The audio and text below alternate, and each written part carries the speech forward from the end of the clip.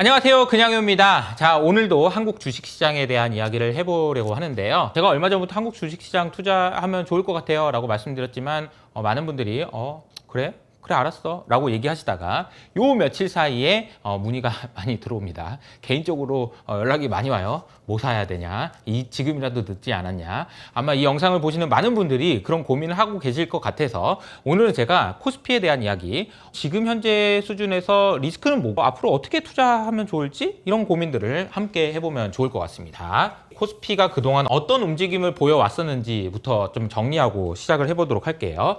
우선은 2021년 7월으로 갑니다. 자, 대략 지금부터 한 4년 전인데요. 이때 주가가 사상 최고치였습니다. 코스피의 사상 최고치는 3,300포인트였는데요. 2021년 7월 달에 기록한 이후로 계속해서 주가가 빠져서요.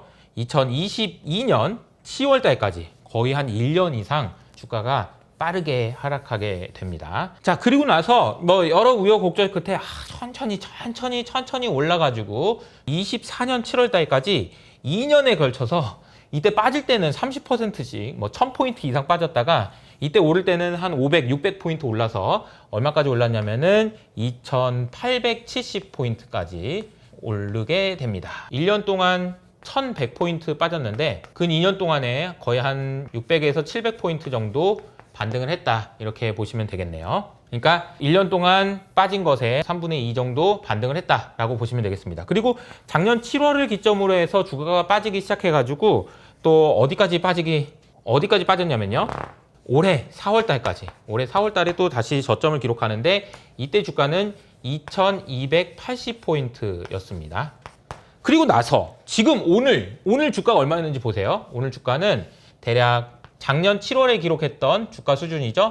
2850포인트 정도 수준까지 올라왔습니다. 와, 그러니까 이제 지난 4년 동안의 주가의 흐름을 쭉 봤는데요. 어떠신가요? 지금 여기서 위로 갈 것인가 아래로 갈 것인가, 요 이제 고민들이 이제 되는 시점이라고 보시면 되겠는데 어떻게 생각하시나요? 우선 올라간다라고 저도 생각을 하는데 다만 문제가 하나 있긴 합니다. 무슨 문제가 있냐면 지금 이 정도의 주가 수준이잖아요. 그러니까 과거부터 시작해서 이 위에 주식을 샀던 사람들, 이때 주식을 샀던 사람들, 이때 주식을 샀던 사람들이 지금 여기 있는 구간 있잖아요. 이 구간에서 기분이 어땠을까요? 기분이 상당히 나빴겠죠.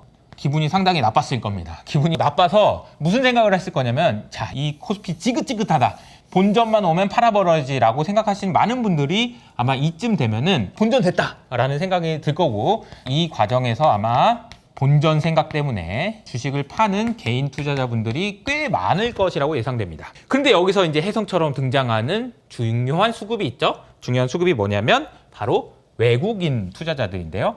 외국인 투자자들은 이런 식으로 계단식으로 주식을 샀습니다. 제가 여기 그림을 하나 보여드릴게요. 작년부터 팔기 시작해서 한참 동안 안 사고 아무 고민이 없는 듯 보이다가, 아무 관심이 없는 듯 보이다가 이번에야말로 굉장히 빠른 속도로, 이례적이다라고 얘기할 수 있을 정도로 빠른 속도로 외국인이 돌아왔다 라는 겁니다. 그래서 제가 생각할 때는 수급적으로 보면은 이제 난 본전 생각나 라고 하는 이 수급을 외국인 투자자들이 잡아먹으면서 주가가 올라가는 흐름이 나타나지 않을까라는 생각을 하고 있습니다. 그래서 어쨌든 이 구간에서 공방전이 있을 수 있겠지만 결국에 주가가 올라갈 수 있다라고 생각한다면 이때 주식을 사야 되는데 어떻게 해야 되는지, 이 부분은 이제 오늘 말씀드려 보도록 하겠습니다. 참고로 현재 수준에서 지금 주가는 PBR 기준으로 0.96배 정도 됩니다. 그리고 만약 PBR 기준으로 한 배까지 상승한다 라고 한다면 이때 주가 수준은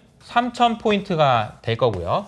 만약에 3300포인트까지 간다 라고 한다면은 이때는 PBR이 1.1배까지는 올라가야 될 겁니다. 보통 우리가 PBR 이렇게 얘기하면은, 제가 투자 회계 강의에서도 말씀드렸지만 회사가 혹은 기업이 혹은 그 나라에 있는 평균적인 주식이 앞으로 성장할 수 있을 거라고 기대되는 회사들이 많으면 PBR이 한 배보다 높고요. PBR이 한 배보다 낮다라는 얘기는 걔네들 가망 없어 라고 하는 애들만 있는 경우 PBR이 한 배보다 낮거든요. 그런데 우리나라는 그동안 PBR 한 배 이하에서 2018년 이후로 계속 PBR 한 배 이하였습니다. 코로나 때 잠깐을 제외하면. 그래서 만약에 PBR이 한 배를 넘어서는 일이 생긴다, 즉 3,000포인트를 넘어서는 일이 생긴다라고 한다면 이거는 굉장히 역사적으로도 그리고 이론적으로도 중요한 의미를 갖는다라고 볼 수 있을 것 같고요. 우리나라도 하루빨리 3,000포인트에 도달하는 일이 생겼으면 좋겠다, 이런 말씀을 드리겠습니다. 다만 주가가 최근에 많이 올랐기 때문에 우리가 지금 고민해봐야 하는 부분은 많은 투자자분들이 고민하시는 것과 같이 주가가 많이 올랐는데 지금이라도 사야 돼? 이 고민인 거잖아요. 그래서 제가 오늘은 크게 보면 우리가 생각할 수 있는 현재 시점에서 고민해보고 생각해봐야 되는 리스크를 3가지 말씀드려보도록 하겠습니다. 첫 번째 리스크는 저는 상법 개정이라고 생각합니다. 잠깐만, 상법 개정은 호재 아닌가요? 긍정적인 거 아닌가요? 맞습니다. 사실은 최근에 주가가 오른 것도 친정부에 대한 기대감 때문에 상법 개정할 거고, 그러면은 우리나라에 있는 많은 기업들도 투자자들도 바뀌어가지고 주가가 올라갔지 라는 기대감이 반영되어 있습니다. 그런데 만약에 시장의 기대와 관계없이 상법 개정에 역행하는 수순이 나온다라고 한다면 주가는 크게 빠질 수 있다라는 점을 저 여의도에 계신 분들한테 말씀드리고 싶습니다. 이거는 꼭 추진이 되어야 된다라는 말씀을 드리겠고요. 이 상법 개정이라는 것은 결국은 이런 거죠. 정부에서 만드는, 국회에서 만드는 법과 제도 안에서 기업들과 투자자들이 바뀌는 겁니다. 법과 제도가 바뀌었으니까 우리도 주주 환원도 많이 해볼까? 배당도 많이 줘볼까? 자사주도 많이 사서 소각할까? 우리 물적 분할 같은 거 하지 말까? 이런 생각을 하는 이제 기업들로 바뀌게 되고요. 그 부분에 대해서 투자자들이 환호하면서 주가가 올라가는, 그래서 결국 기업과 투자자들이 바뀐 법과 제도 안에서 막 뛰어놀면 그 자체가 주가 상승의 이유가 된다라는 거죠. 다시 한번 말씀드리지만 지금 우리가 생각하는 우리 상법 개정에 대한 기대감들이 만약에 시장의 실망감으로 돌아온다면 주식시장에는 큰 리스크가 될 수 있을 것이고요.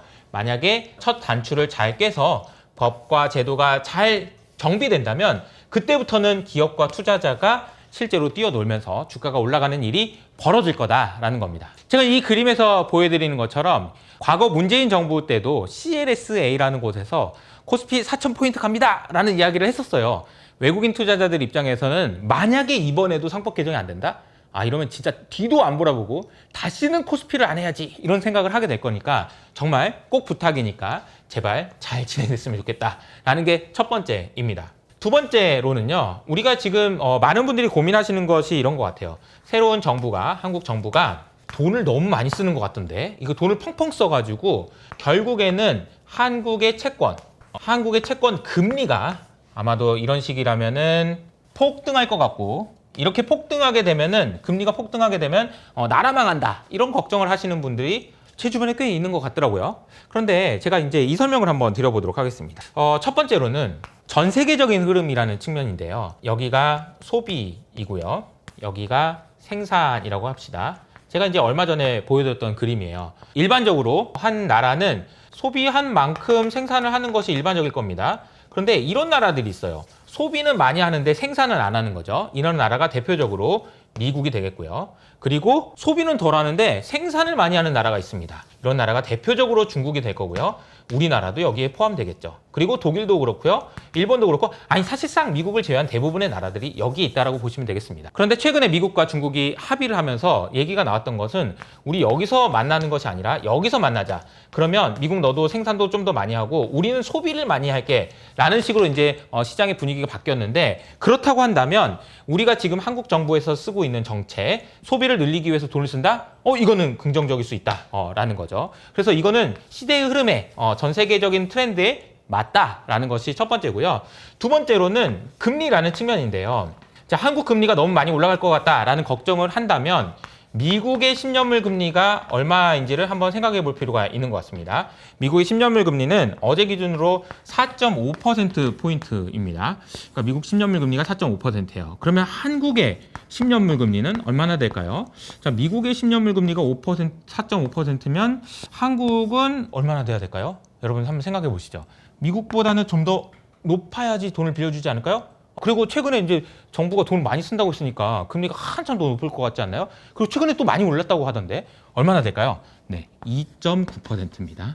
정부 들어선 이후로 2.7%였던 금리가 2.9%로 올랐어요. 자, 그러면은 우리가 생각했던 거랑 다르죠? 아니, 우리나라 채권 금리가 엄청 폭등해가지고 나라가 망할 것 같아요 라는 것에 비하면 금리가 그렇게 높지 않다라는 겁니다. 그리고 만약에 채권 금리가 이렇게 올라간다라는 얘기는 다른 말로 표현하면은 외국인 투자자들이 한국한테 돈 안 빌려줄 거야 저 나쁜 놈들 이렇게 얘기해버리는 나는 쟤네들 망할 것 같아서 돈 안 빌려줘 라고 하는 상황이라면 그렇게 되겠지만 우리나라는 전혀 그렇지가 않습니다. 우리나라는 외국인 투자자들 입장에서는 정말 매력적인 채권이에요. 왜냐하면 금리라는 것은 보통 무엇의 함수냐면요.